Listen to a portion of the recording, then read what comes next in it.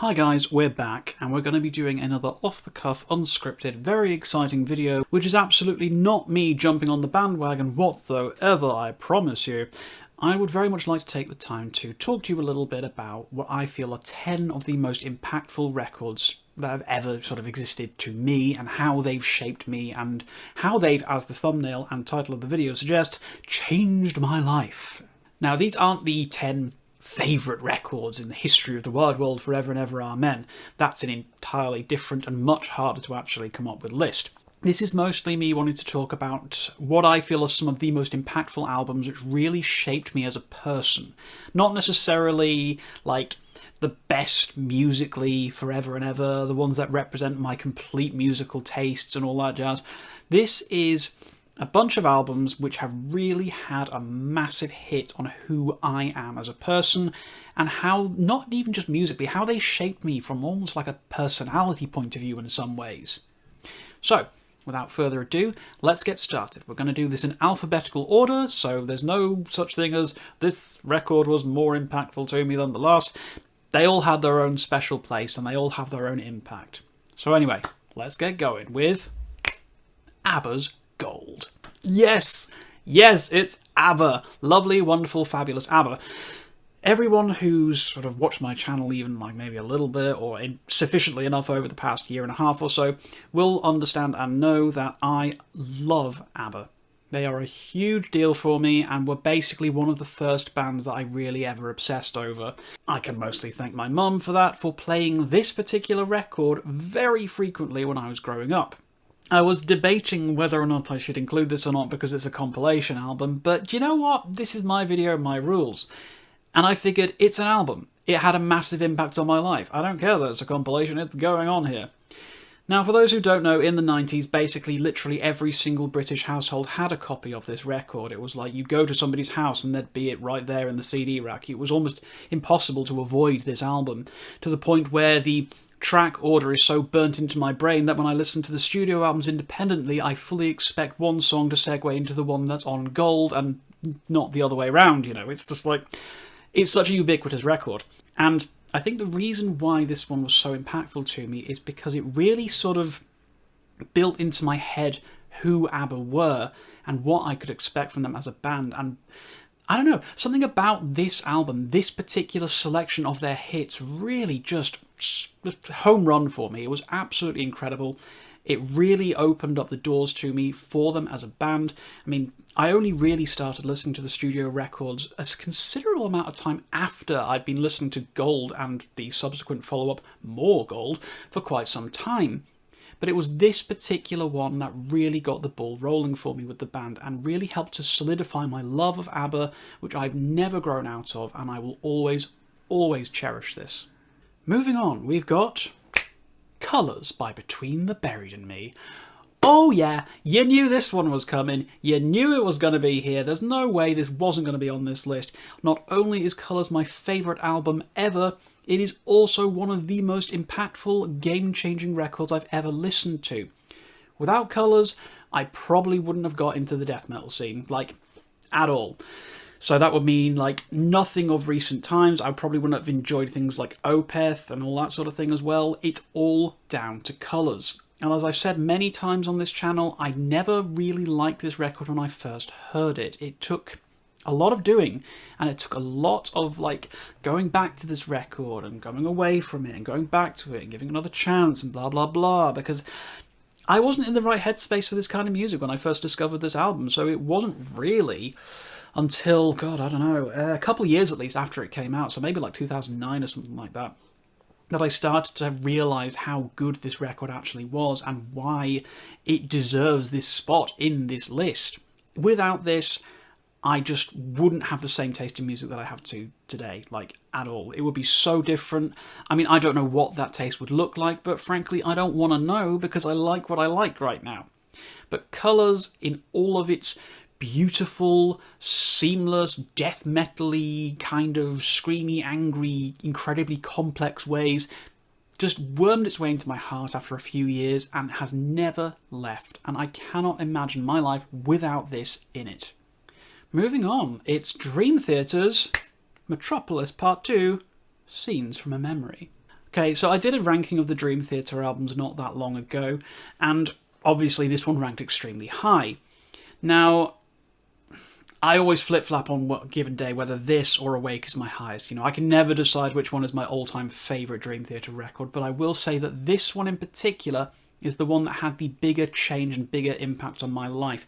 This is the album that opened the floodgates to progressive metal for me. You know, this made me realise there was more to metal than just chugging riffs and screaming guitar solos. You know, there was so much more that could be done with the genre as a whole. You know, I started to learn to appreciate the weird time signatures, quirky instrumentation, the concept album thing. You know, it all sort of boiled down to what Metropolis Part 2 gave to me.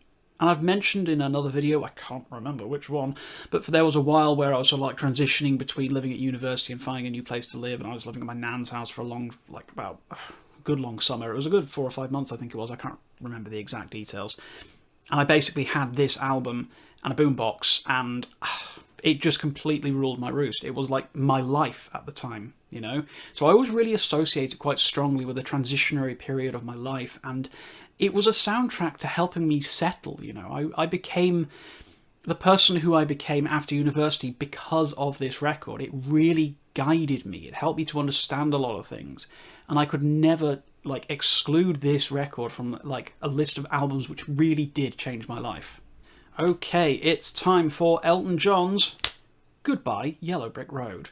Again, those who knew me knew that this was going to be somewhere in here. You know, Elton John, my favourite, all-time favourite ever, like, you know, solo artist. Just, for me, it was more of a case of, like, which of his albums do I feel had the bigger impact on me, you know? I could have gone with Honky Chateau, I could have gone with Captain Fantastic and the Brown Dirt Cowboy, I could have even gone with, like, Tumbleweed Connection, Self-Titled, maybe even Blue Moves, you know, but no, ultimately it had to be Goodbye Yellow Brick Road, because again, this is another one which really, really came to me at a great time in my life. It was weird, it was like a long, long time ago, like almost 20 years ago now, actually.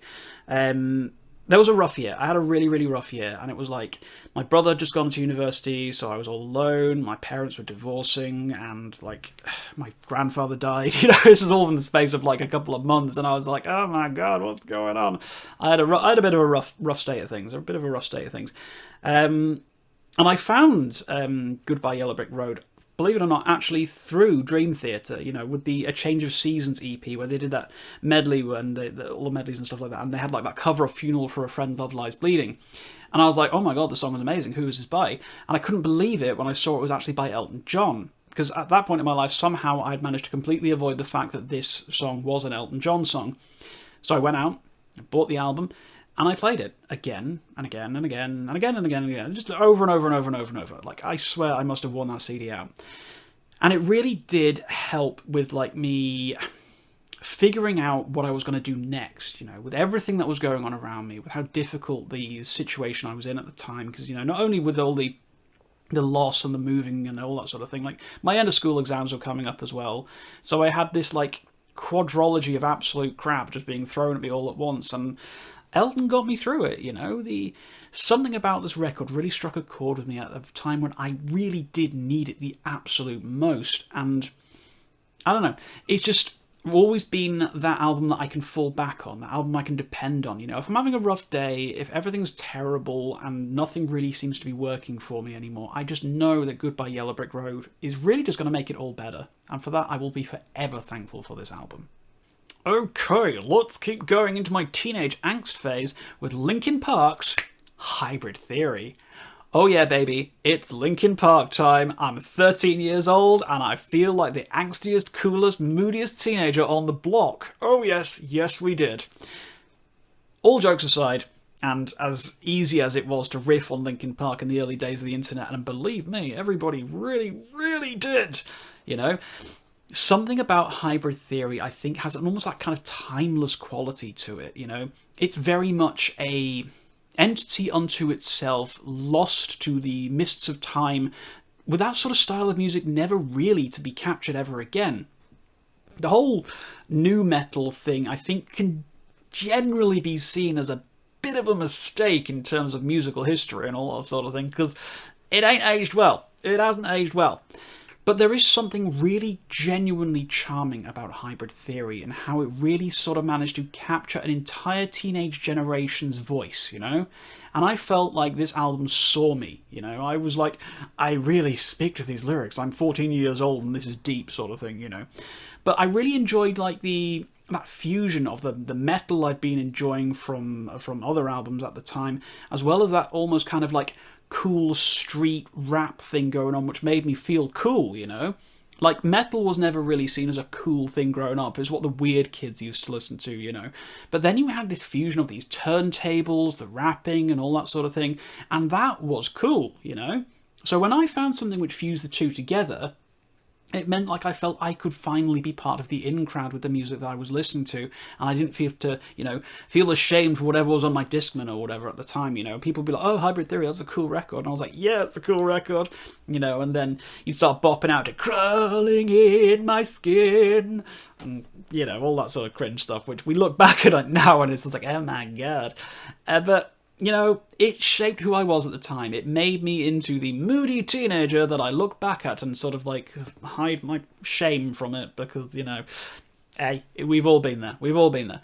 But no, Hybrid Theory, as far as I'm concerned, is still a timeless record, and one that I genuinely feel like my generation, like, you know, the sort of mid to late 30s kind of people right now, we can really sort of reflect back on this and look at it collectively together as that weird sort of like musical phase that we all kind of went through, and we got that sort of shared experience thing going with it. So, I don't know, I just love it. I still love it. I still bop it regularly, and I will never not think of my own childhood whenever I think of this record, so okay, let's carry on. It's time for Meatloaf's Bat Out of Hell 2.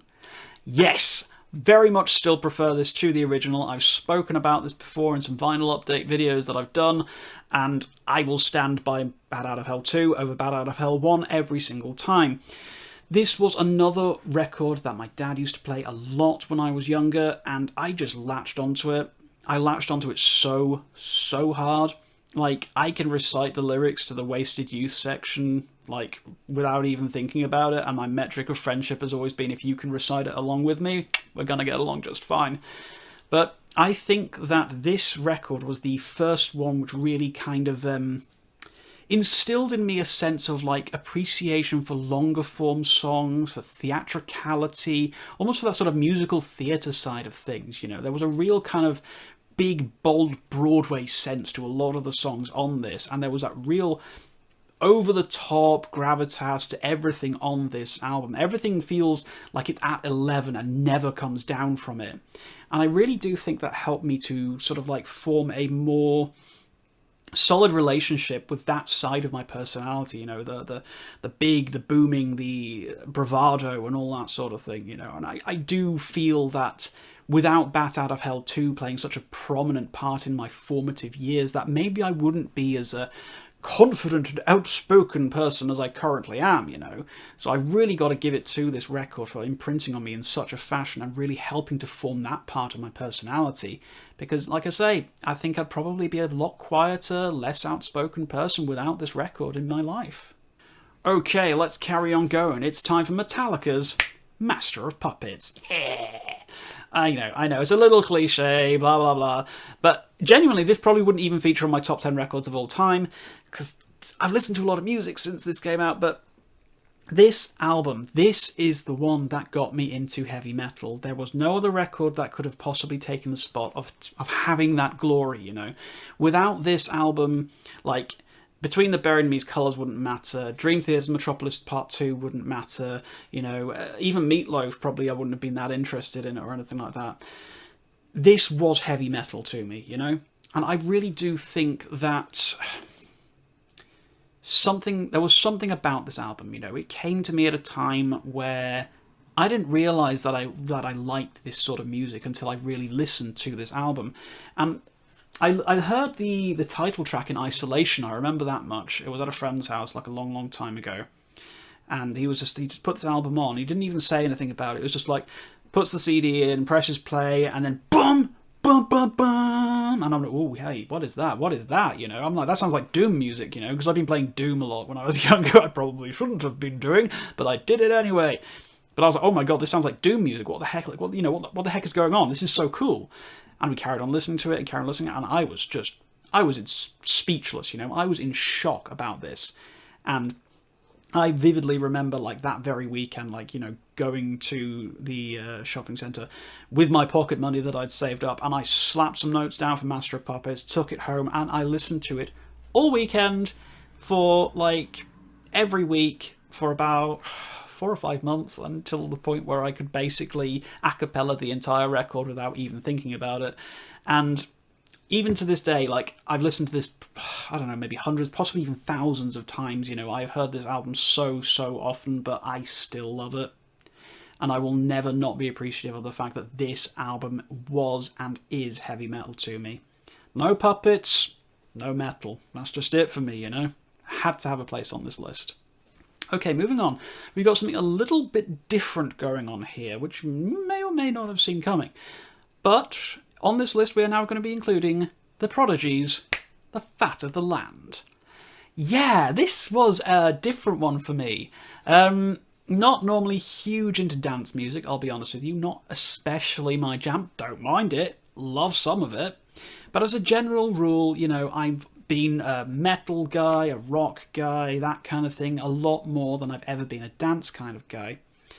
But I can remember when I was like a wee lad, I might be maybe 8 or 9 years old, I don't remember. No, I must have been at least 10, because, no, got to be at least 11, I reckon, because the album came out in like 97, I think. Whenever it came out, I don't know. I was still pretty young, you know, I wasn't even a teenager at this point. But I remember hearing the song Breathe. It came on MTV one day, because, you know, we used to watch MTV when we were kids, because that's what we used to do. We didn't have none of this YouTube nonsense or anything like that. So I was listening to this, and Breathe came on, and I couldn't believe what I was hearing. It was so dirty. It was so ruthless and grimy sounding, and I'd basically been raised on a diet of, like, clean, safe, very innocent music, you know, like a lot of R&B from my mum's side of the family, you know, a lot of soul, Motown, that kind of things, and very clean, you know, dad rock from my father's side, all, you know, all the usual sort of, like, very sort of PG kind of music. And then I heard Breathe by the Prodigy, and it really triggered something in my brain. Call it like a rebellious streak, if you will. It felt like this was the music that my parents didn't want me listening to. So obviously I wanted to listen to it, you know? I really wanted to listen to this. But at the time, obviously I was quite young, and, you know, it was hard to actually buy records by myself without somebody watching, you know?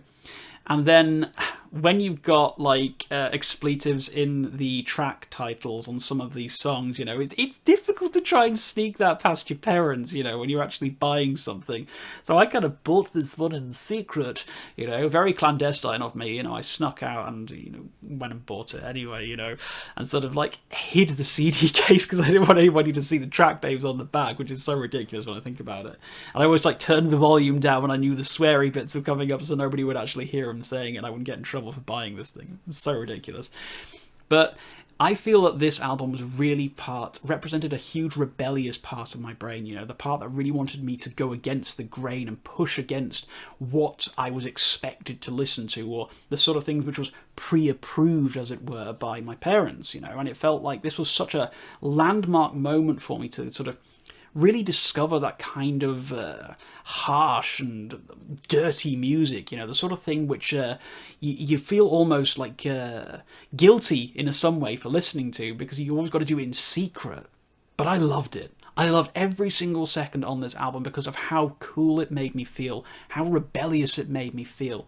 And I still love it to this day. I've never really much cared for anything outside of this album in that sort of kind of old school 90s dance thing. Like, it was never really my scene, you know, but I will forever love The Fat of the Land, and for that little spark that it lit the fuse for me in terms of what sort of, like, extremities I would look to for music in my later life.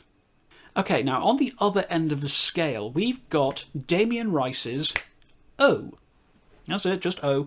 Debut record from Irish singer-songwriter Damen Rice. This album came to me at a point in my life where I was well into my teens, and I was living in Ireland at the time, so this record was impossible to get away from. Like, everywhere you looked, Damen Rice was just there. He was the local hero, you know, like the sort of like the street busker who became a millionaire like overnight with how good of his music was, that kind of thing. And all my friends were listening to this album, like every single one of them. Not a single one was not obsessed with this record. And at the time, obviously, I was quite into the metal side of things, and this really stripped down, bare bones Irish singer-songwriter stuff was kind of a bit like, to me at the time. But I can remember, this is so stupid, a guy that I had a crush on at the time, like, he was so into this record, like, you would not believe it. It was, like, such a thing. And because I'm a teenager, I'm just like, oh, they like this record so much. Well, I'll ingratiate myself to them by listening to it and be like, yeah, I love this album. Shall we talk about it and hang out? And just because I wanted to spend time with this person, and I saw that as a way of doing so, you know. What I wasn't expecting, though, was the fact that I was listening to this record like almost every waking second I could get, regardless of anything, because it got its claws into me, you know? What started off as a juvenile attempt to get closer to somebody ended up being a record that I was obsessed with, you know? I became so obsessed with this album, and how beautiful, how genuinely beautiful I found the songs on it, you know? It was nothing like what I'd normally listen to, you know? Nothing at all like what I would normally listen to, but it worked, you know? I found myself obsessing over it, and I think it's probably one of the albums on this list that maybe, I don't know, maybe the majority of the people watching this aren't as familiar as they might be with the other albums on this list, but I would really, really encourage you, if you've never heard this album before, really do go and give it a listen, because it's really quite special. And I don't know, I always think of like the innocence of young love when I think of this album, because, you know, I was so naive, and I just thought to myself, yeah, I can get closer to this person that I really fancy if I listen to the same music as them. But obviously nothing happened, you know, nothing ever went from it, because I was still shy and hadn't really come out at that point, so I couldn't really say or do anything. But you know what? It was nice spending time with that person all the same, you know? And I got to get a really cool record into my repertoire out of it as well, so double thumbs up for that. It worked out in the end. Okay, last but not least on this list, it is System of a Down's Toxicity. Yeah, another part of my teenage angsty time, but I always felt that System of a Down, you know, they really scratched a different itch to all the other sort of like new metal bands and all that sort of thing, you know, your Papa Roaches, your Linkin Parks, your Deftones, all those sort of things. They were very much in the sort of like, you know, teenage angst and rebellion side of things. System of a Down made me realise that music can be more than just like love songs, breakup songs, or whatever else about human emotion. I mean, when I realised the extremely politically charged nature of the lyrics, it made me start thinking about music as an art form in a different light, you know. I was thinking more about there's more to music than just what we've been spoon-fed our entire lives. There's very much this sort of anti-establishment feeling that you can get from this. Now, the punk movement completely passed me by, so, you know, if I'd listened to punk, maybe I wouldn't have been listening to this record in the same light, you know. If the Sex Pistols had come into my life at some point earlier, I might not have really, like, paid much attention to Toxicity. As it was, though, this was kind of my first exposure to music as an anti-establishment message, where you can sort of, like, use it for more than just art. You can use it as a political soapbox, as it were, to really get your message across about some important issues. Like, without System of a Down, I probably would have never even heard of the Armenian genocide, let alone actually done some serious research in it to, you know, be quite horrified by the atrocities committed within that, you know. And it felt like they were really signposting a lot of things, you know. They were really bringing to attention this sort of political shift between generational ideologies that happened in like the sort of the early 2000s, where you had the a lot of what my generation considers for their political values, I think, comes from this sort of style of music, certainly for me at least anyway. Now, I'm not going to get too much into that because obviously this is a music review channel, nothing to do with politics and everything, and I don't want to cross the streams, effectively, as it were, because that just opens up a whole can of worms that I'm not interested in dealing with. But Toxicity and System of a Down in general, because, you know, all their other albums still had a good impact on me as well, but Toxicity especially, not only was, like, you know, the music absolutely killer, but I really felt a strong leaning to a more political activism, I suppose. Not that I ever, you know, went out and did anything or anything like that, but it made me more politically aware. There we go. It made me politically aware rather than ignorant, you know. It made me realise that politics and the world around me were more interesting than I previously thought, and were worth engaging in and understanding.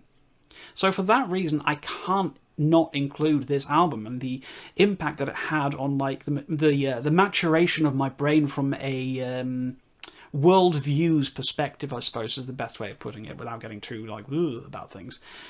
So, yeah, there you go. Those are what I consider to be, at least at this point in my thinking about it, 10 of the most life-changing records that I've ever listened to. Now, I've got a bunch more, but I think I'm going to save that for another video, you know, rather than making like a top 20 and having this be like an 80-minute long video or anything stupid like that. We're going to keep it to this sort of sub half an hour kind of thing. And maybe I'll do a part 2 when I can be bothered doing so, you know. But I'm really interested to know exactly what your guys' like albums that changed your lives were, you know, because all of our lives are impacted by music in different ways, and I'm fascinated to find out how records that you've listened to during your life have had a big impact on yours. So drop a comment down below. I'd love to hear what they were. If you did like this video as well, guys, please do share it around, as always, with anyone who you think would possibly enjoy it. And please, of course, do consider subscribing to the channel for more content. But until next time, everybody, as always, keep your rhyme signatures extremely odd.